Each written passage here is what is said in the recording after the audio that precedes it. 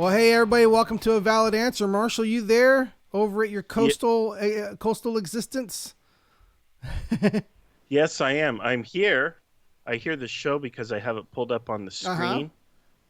Yeah, there we are. So yeah, this is A Valid Answer with Scott and Marshall, where you're a capitalist conservative Christian pastor and a social liberal atheist. We come together and discuss politics, faith, you name it, all kinds of different things. Right here, you can see us. You can catch us here on Sundays at 5. Valid Answer. Check Facebook for Valid Answer, or kerncast.com or kerncast on Facebook. And yeah, we're here so far here on Sundays, and always looking for an audience of people to join in on the discussion. You never know what we're going to be talking about. How's your day been? How's your week been going? Since we don't really see each other anymore as much as we used to, how's your week been going? It's been nice. We have been suffering a little bit though. Some warmth. It's been as high as 72 Oh, degrees, that must be and horrible. yeah, it's pretty rough when you get used to 60 something degrees. That 72, man. I think I had to turn on a fan for a little bit. Oh man. So yeah, so we're over here. It was actually a pleasant day today. It was only about 98 here, high of Right? 98, so it wasn't too bad. At our Northwest campus, we actually had the patio set up, and people were attending church outside under the umbrellas and watching the TVs and kind of sitting out there. So that was pretty cool. I'm trying to hmm share this to our. Uh, we Well, already well, did. Okay. you get used to that warmth over there, and 90 degrees in the shade isn't horrible if you're under shade. It's a dry heat, as they say, and so it's not bad. So I could So see is fire. doing church outside is probably not a horrible thing, and you can Yeah. always set up misters or something, or put some fans up. Then they wouldn't be able to hear the message, would they? We got speakers out there to help them to hear and stuff like that. So it all works very well. Yeah. So you wanted to talk today. We normally do politics, but I think today We we had we've kind talked. of defaulted to politics recently. I know that we're wanting to do current events and talk about things that are going on. It's just there was a lot in politics the past several weeks and months and things going on, and but I mean, we are a pastor and an atheist, so I thought, well, maybe getting into a little bit more theological discussions here and there, and stuff that comes up like that. And so I thought about something that we've kind of talked about before, about kind of like evidence of God and all that kind of stuff. But I wanted to kind of more kind of the idea of challenging this idea of my truth versus the truth, and the whole idea of that there is somehow validity in saying, well, my truth is the same as your truth. And I it's I want to challenge that a little bit, because we can't all, my own personal truth is not enough.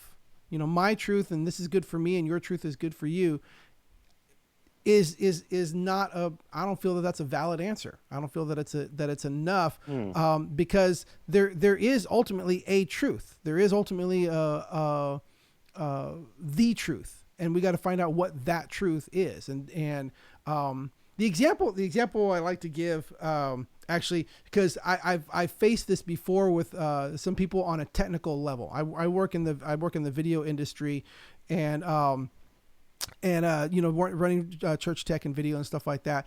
And there are, what is it? There's best practices, right? There's like an industry term. You've heard that before, best practices. and Yes. and and there's Yes. and in most industries you're going to have best practices in whatever industry you're in. So I've always tried to find out what are the best practices in the industry, and I try to find out what is it that oh, so they do it this way. Okay, so this is the equipment you buy. Here's how you run it. Oh, you do the words as a lower third. You put that there, and it's called a lower third for this reason. And you put on the lower third of the screen. And here's this. So there's all these best practices. So I'm always trying to find out best practices. And I remember working with someone before, like, hey, we need to have it this way. And they're like, oh, but the camera should be, I want to put the camera over here and do this like that. And I'm like, well, you really want to have this right here and this kind of lighting, and the lighting needs to come in from this direction and everything. And the person's kind of like, yeah, but your way isn't always the only way, Scott.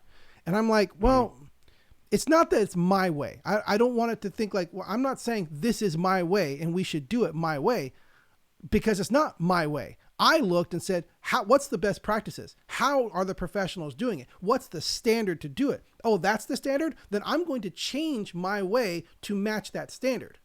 So I'm not trying to say, well, my way versus your way. I'm like, no, there's a higher authority. There's this standard of broadcast television and I'm trying to follow that standard. So it's not my way. When you say, well, your way is not the way, Scott, I'm not saying it's my way. It's the way of standard practices in the broadcast industry. I have changed my opinion to match what the standard practices are for the broadcast industry. So I'm not coming at it with, well, this is just my opinion. I feel I'm coming at it with an educated opinion. Because that's the thing, is I've gotten into these discussions before where everybody has an opinion. Yeah, but not all opinions are equal.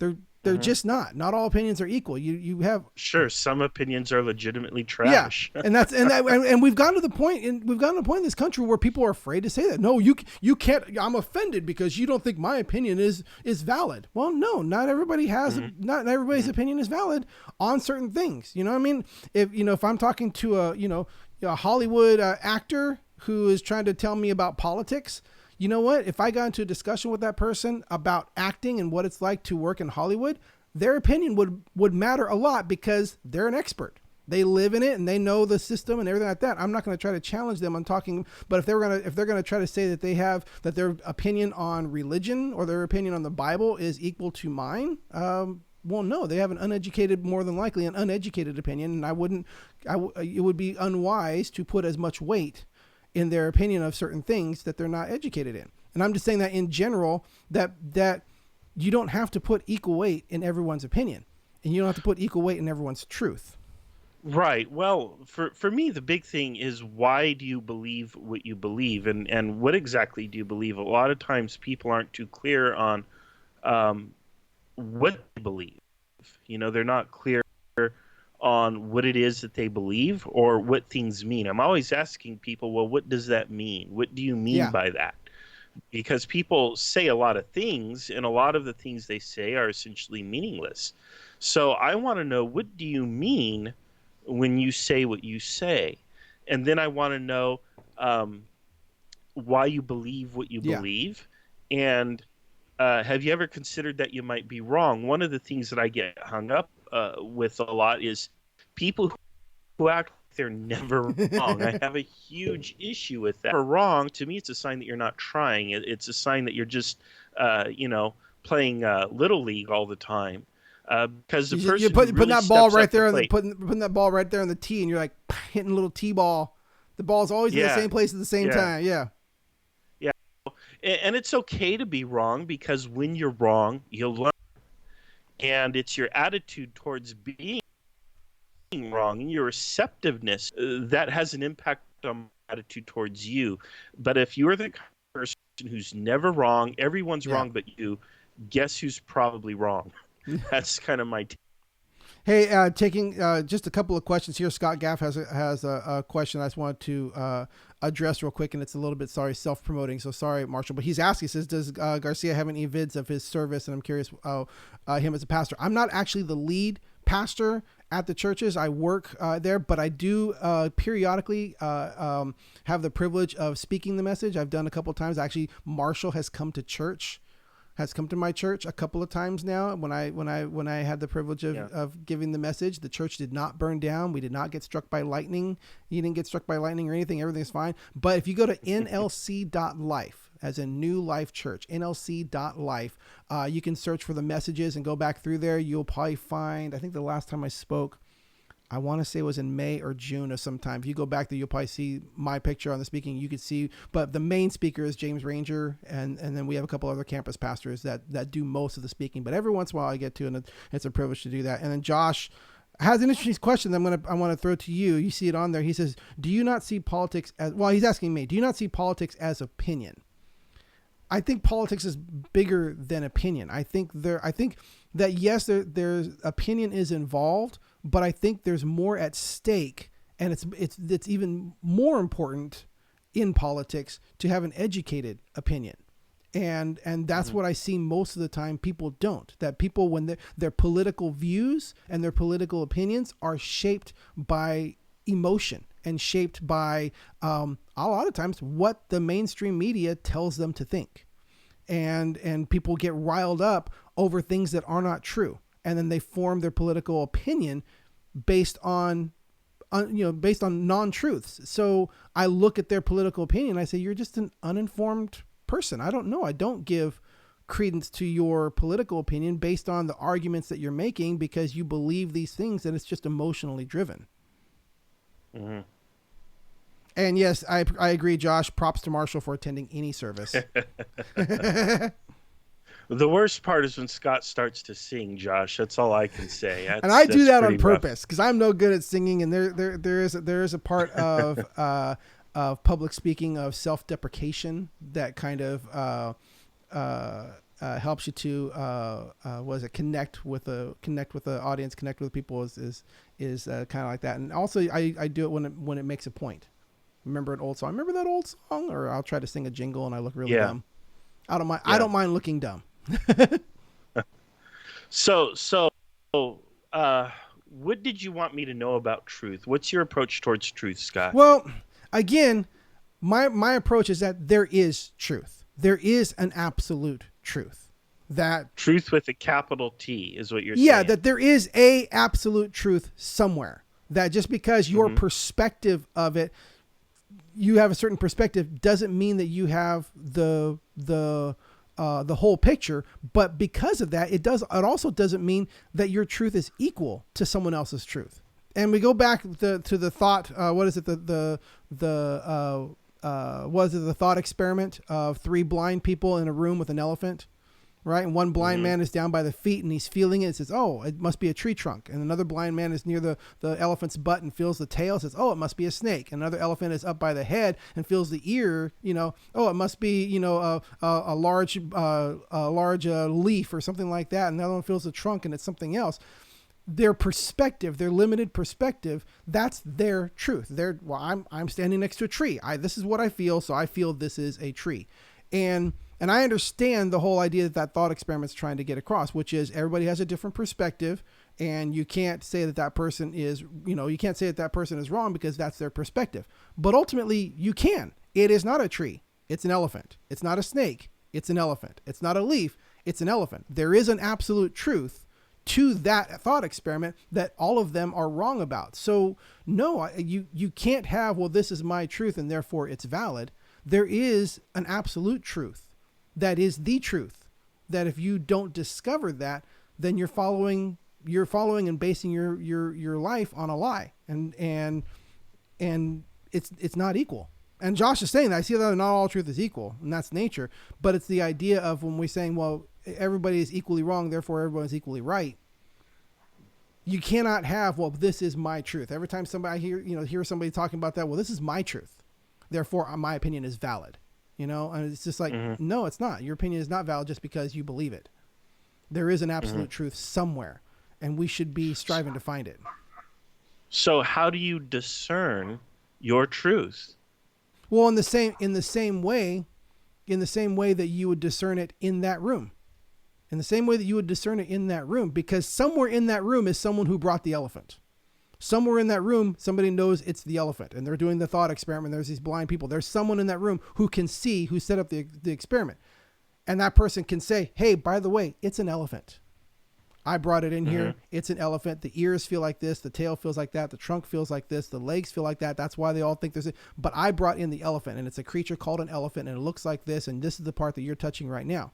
And the question comes down is, do you believe that person? That's why belief and faith is the key. I'm going to make an adjustment here. Oh, there we go. Your camera keeps resizing you. Suddenly you were really small in the broadcast, but now you're back to normal size. But do you trust the person giving you the information? And that's where these types of relationships like that you and I have, Marshall, of when I'm telling you what my experience was, when I'm telling you what I've experienced through God, through the scriptures, through these things, do you trust me? Am I a trustworthy person? Can you look at me and say, well, maybe there is something to what Scott is saying that I don't see. Maybe there is something to his experience. Maybe is there something there that I don't see? Is just because the fact that I have not seen it and experienced it mean that it cannot be. And that's where I'm coming from, is that I believe there is an absolute truth, and I believe that there is someone who is trying to reveal that absolute truth to us as humanity, and is outside our limitations of blindness. It is outside the confines of what we are the blind people who can only feel, and what is this in front of me? And I believe that there is someone who is not blind, who is trying to tell us, this is what you're touching. This is what it is. This is where you are. I'm trying to guide you in this so that you can live with the actual knowledge of what is truth. The question is, do we trust the source? Can someone be lying to us? Mm-hmm. So there's this whole branch of philosophy called epistemology. And the purpose of epistemology is to get into, how do you know what is true? How do we know what we know? That's the epistemological question. There was a guy named Rene Descartes. He was a 17th century philosopher. And his goal was to sort of boil down to some sort of axiom, some sort of truth that could not be challenged. And everything that he came up with could ultimately be dismissed with one idea or another. For example, how do I know I'm not just a brain sitting in a vat of some sort of solution and I'm hallucinating? How do I know this isn't a dream? How do I know that I'm not being fooled by demons or something else?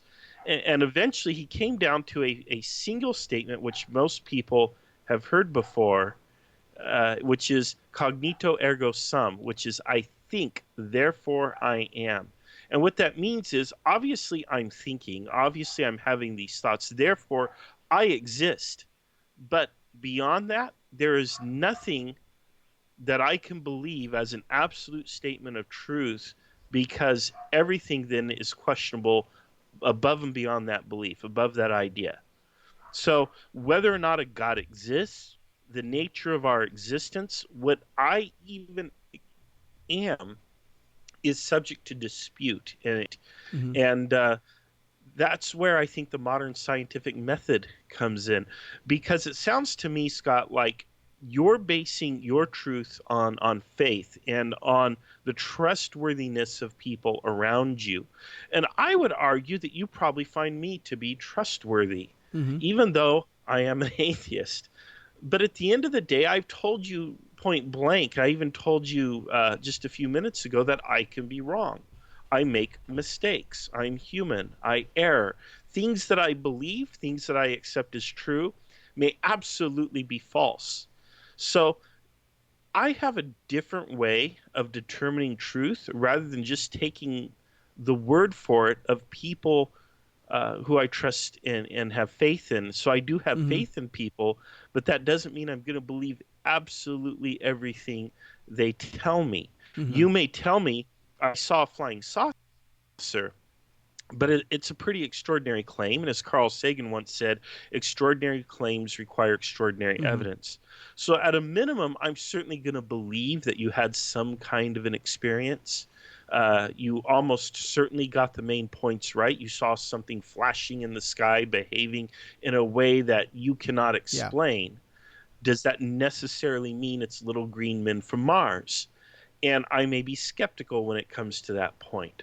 So personally, my method for discerning truth is the scientific method, but I'm going to tell you right up front, it does not give you truth. It does not.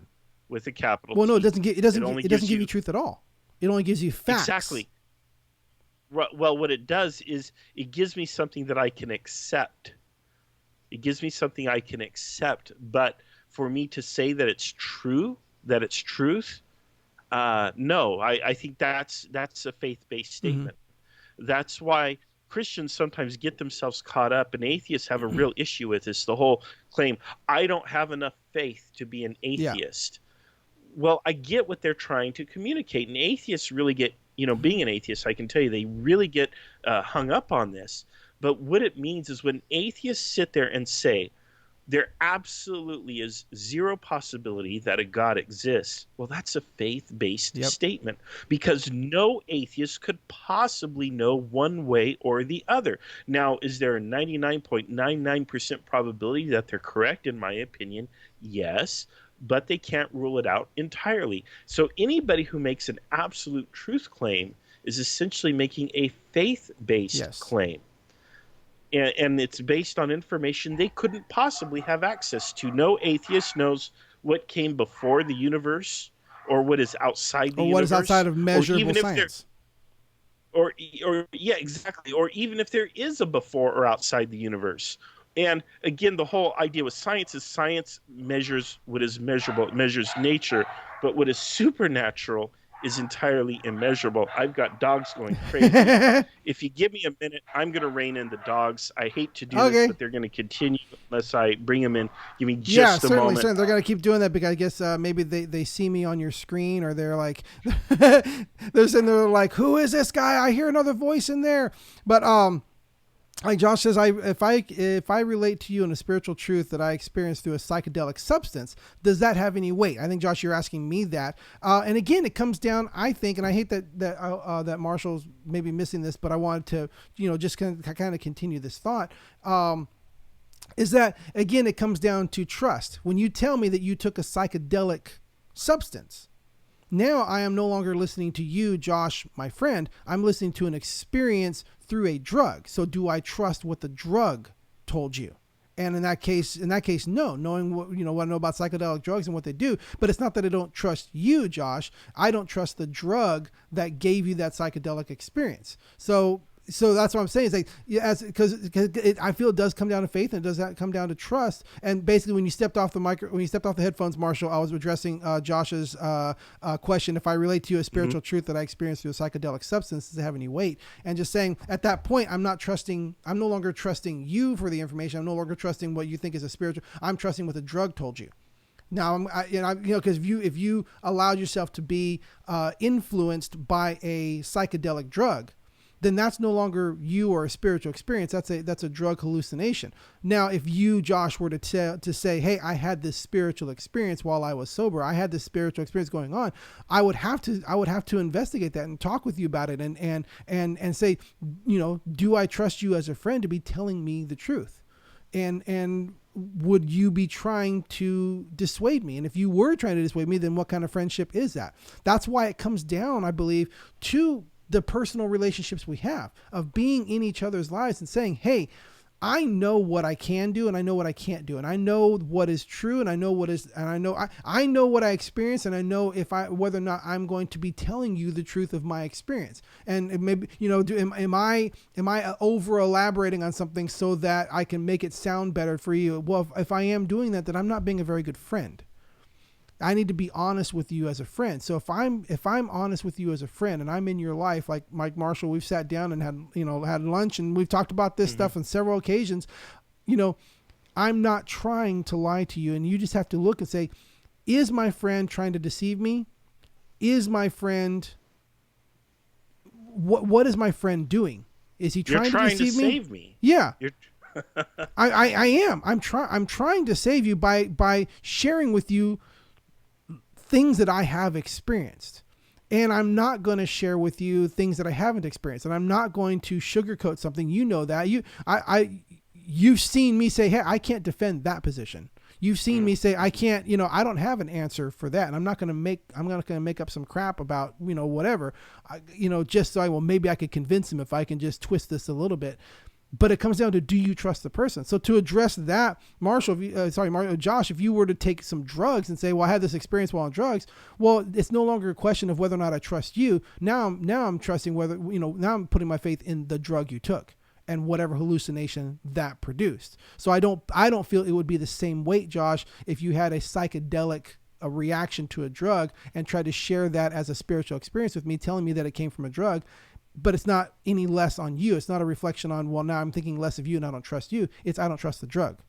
So the question I put out to you, Marshall, I put out to you, Josh, and everybody else that's out there, do you trust me as a friend to be telling you what I've experienced and what I see and what I've heard? Do you trust me, or do you think I'm lying to you, or do you think I am just simply crazy? Am I insane, or am I lying to you? Or is it possible I'm relating a truth to you that has been revealed to me by a higher power? That you're saying it is a tree trunk. That's all I see. I can only measure the tree trunk. And Josh, like, I can only measure the snake. It feels like a snake. And I'm saying there's somebody who can see who is telling me it's something called an elephant. And I'm trying to share that with you guys. Do you think I'm crazy? Do you think I'm lying? Or do you think I can be telling you something that a higher power is telling me? Because it's got to be one of those three, right? But maybe I'm off. Is there another option besides those three, Marshall? I think I can't come up with another option off the top of my head, but I do think you could be wrong. Obviously. Right, but I'm saying I could be wrong either I'm either lying or I'm crazy. Lying means no. There is a different option then, because lying implies malice. It's a deliberate attempt to deceive. And craziness implies that you're out of your senses. You could simply be wrong, and without being insane. You could hear the voice in your head, which is really just your conscious or subconscious speaking to you, and you've been conditioned to misidentify it as God or whatever. But you have no intent to deceive, and you're certainly not insane. You're simply wrong.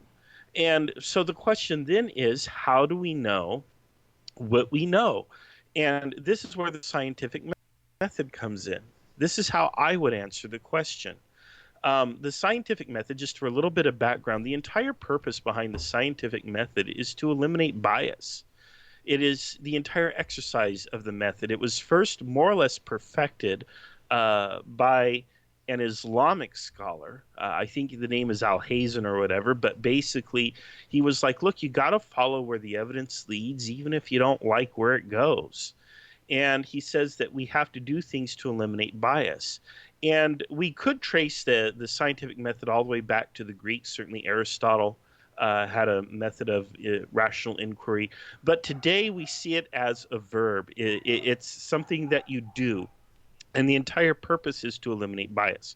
So what you do is you come up with an idea, an educated guess, a hypothesis. And then you develop a test. You design a test and you test it. Then you publish your result. And then you let other people peer review your results so that other people can weigh in. They can repeat your experiment. They can identify a flaw in your hypothesis. They could identify a flaw in your experiment, your method.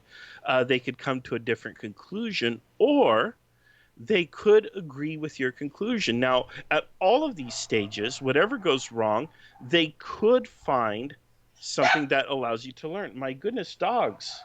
Today is just a doggone day in the house. Doggone, man, doggone. Well, hey, on what you're saying, I want to bring this up. That Michael asked this question. Well, how do you apply the scientific method to what is considered supernatural? You cannot. What purpose is it to even share with us what the scientific method is if it doesn't really apply to what we're talking about?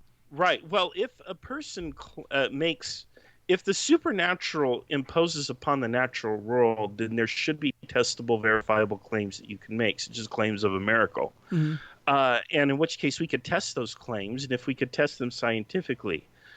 For example, we've talked about miraculous healings, right? Yeah. And there's a lot of people who claim, well, God healed my cancer. He healed this condition or another, and science certainly cannot explain it.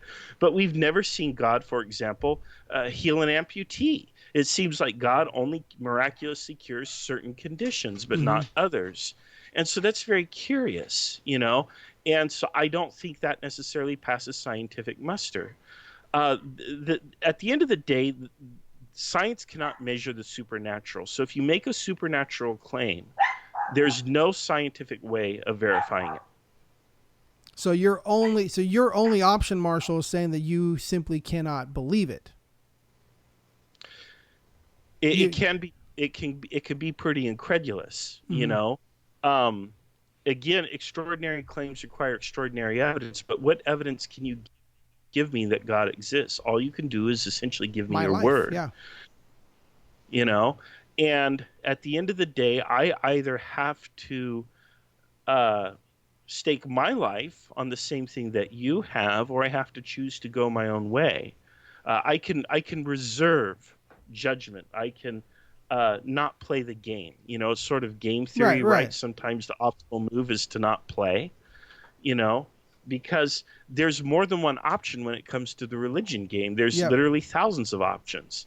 And so I prefer to simply not play. And my hope is that if I'm wrong and I get there and I stand before God for judgment, And he's like, dude, I sent you Scott. What the Right. heck?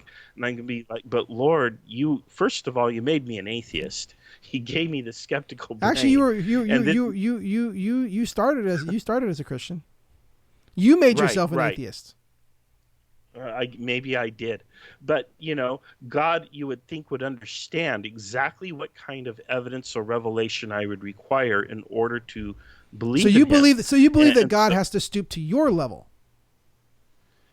at the end of the day, if everything they say about God loving you and really doing anything and everything He can, if He's going to send His Son to die for Mm-hmm. you to save your sins, it's probably just a little tiny step further to reach down and say, dude, Marsh, you're wrong. Listen up. Here's the deal. Here's Here I exactly am. the one thing that you Here I need. am.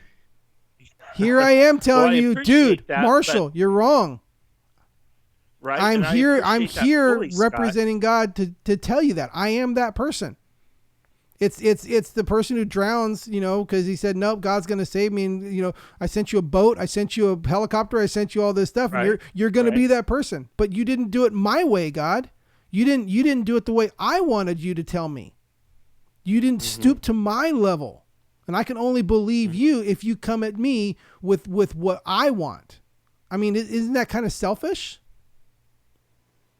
Well, again, that's how God made us. He made us as individuals, and He gave us these rational thinking minds, and that's the conclusion of a rational mind. I'm going to need some kind of evidence, extraordinary evidence, to believe this extraordinary claim.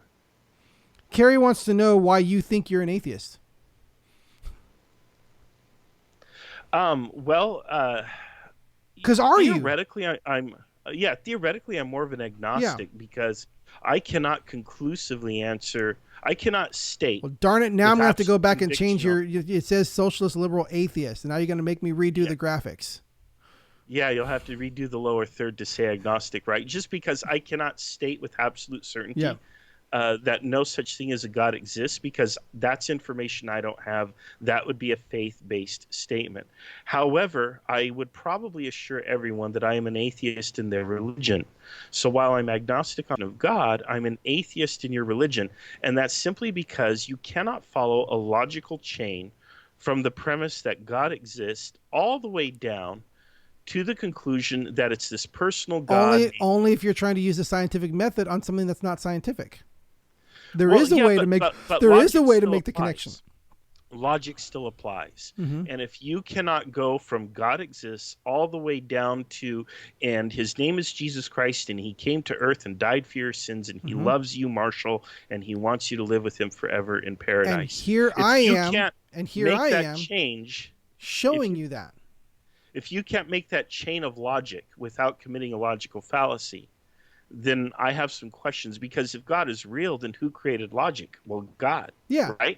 Yeah. So why would God break His own rules? God Sure you can. cannot make a rock that He cannot lift, because He would be violating His own rules of existence. He's God. He can totally make a rock that he cannot lift, and then he'll lift No. it. And then he'll lift it. Yeah. Because Yeah. the rules, that is absolutely why he's God, is because he can break the rules. But what I want to get at is that I'm here in your life, Marshall. I'm here speaking truth to you. I'm here as your friend. I'm here in your life, and you see me living my life, good, bad, and ugly, and you see me reaching out to you. I'm here in your life sharing this truth with you. Why is that not enough?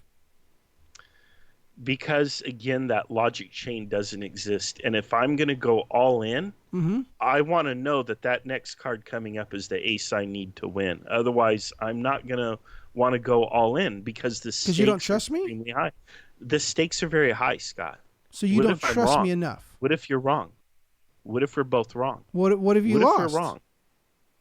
Everything. I could go to hell. I could go to like the hell of the Mayan gods or something, because the Mayans turned out they were right.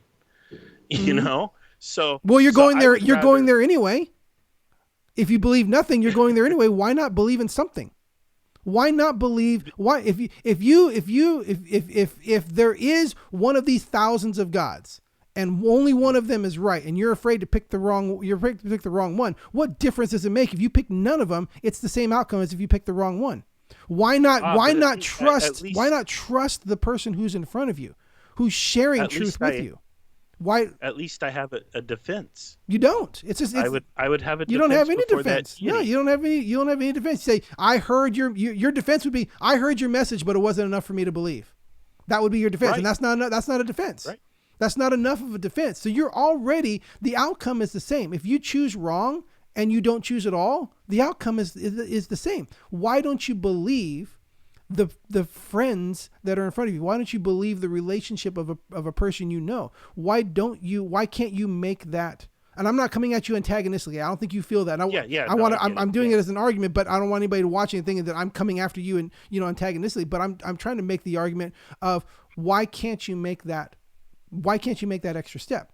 Why can't you put your trust in someone? Why can't you put your trust in that? What holds you back as a person from doing that? Since the outcome is effectively the same.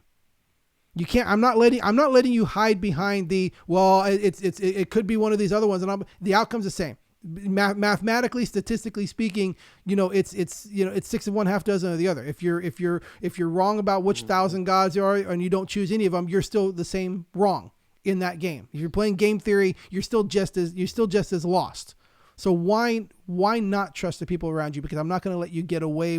I think that's a cop out. I really think it's a cop out for atheists to say, well, it could be all this, so I'm just not going to play at all. That's a cop out because it's effectively the same outcome if you're wrong.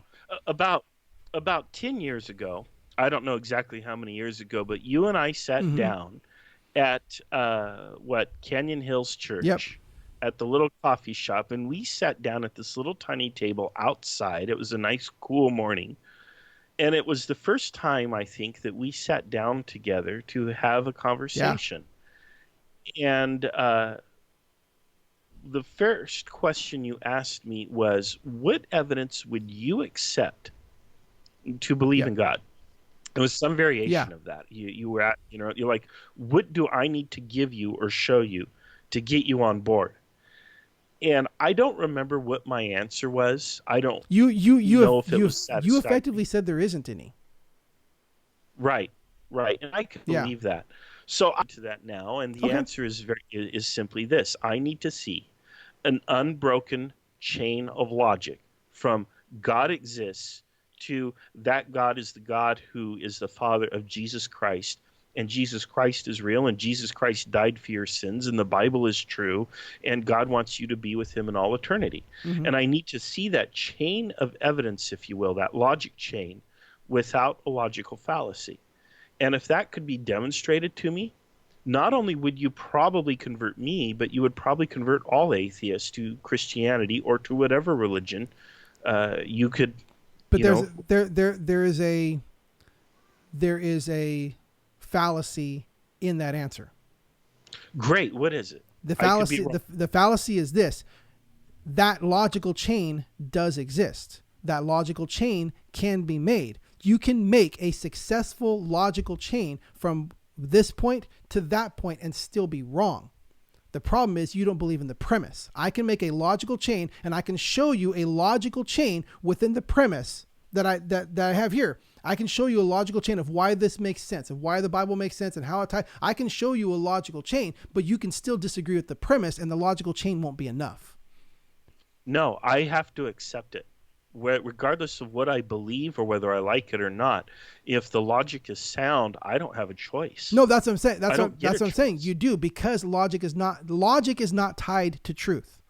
You can make a logical chain about something that is false. So logic cannot be the answer. Logic will not lead you to the answer because you can make a logical chain about something that is untrue. So if you Michael is asking if we've ever read Aquinas, and I am familiar with Aquinas and the arguments for God that he actually took from Saint Albert Magnus, Albert the Great, who was his university teacher in I think Trier or whatever was I don't remember, but basically Western Germany. I'm familiar with those arguments, but a lot of the time, at best, they suffice to argue that there is some sort of a first cause or prime mover or the greatest thing that you can conceive of sort of thing in there. But again, those arguments do not satisfy me, and it could be that I don't understand them well enough, which is probably the most likely reason why I dismiss them. And yes, you're right, Michael. He did. He took them from Aristotle. It was at a time when Aristotle was kind of passe, and he actually kind of rehabilitated Aristotle for Christianity, and made Aristotle kind of vogue again because he put a Christian spin on Aristotle. So basically anyway, what I was trying to get at, Marshall, is the idea that even saying a logical chain is enough for you, it ultimately isn't. It's still a cop out. You can, because logic is not tied to truth. That you can make a logical connected chain and still be wrong. So you're right. You're right. Logical statements can be false. Logical statements can be false. if I can show you a logical chain of why the Bible works, and that's still not enough for you, then what else is there? I would have to give some sort of a substantial reason as to why I don't accept what you're doing. If you're going to give me something that's grounded in logic and it's pretty gosh darn sound, I don't accept it would not be a valid answer in my opinion. Well, I love where this discussion went. I love I know somebody commented and said, "Hey, so they took a break from talking politics." It shows that we have kind of become more of a political commenting show, and that's cool because there's a lot of things. But I still like the idea of talking, about theology and talking about interpersonal beliefs and beliefs that touch us at a heart, even beyond a political level. I think there's